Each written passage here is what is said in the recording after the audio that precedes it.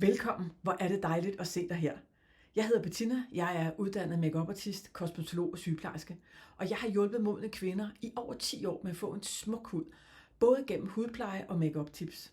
Mange kvinder oplever aldrig rigtig at have fået den hjælp til at lægge den her pæne og naturlige makeup, modsat den yngre generation, hvor der både er fokus og tilgængelighed og hjælp. Det har bare været og er en helt anden tid. Det betyder også, at mange af de kvinder, som jeg møder i min klinik, de er sådan lidt bange for, at det er for svært, og det er for uoverskueligt, og den her make-up får dem til at se alt for kunstige ud. Og det synes jeg faktisk er synd. For make-up kan meget mere end bare være pynt på din hud.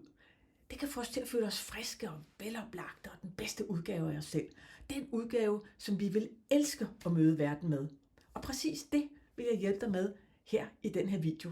Nemlig at blive fortrolig og tryg ved at lægge en make-up, så du føler dig frisk og naturlig og godt tilpas hver eneste dag.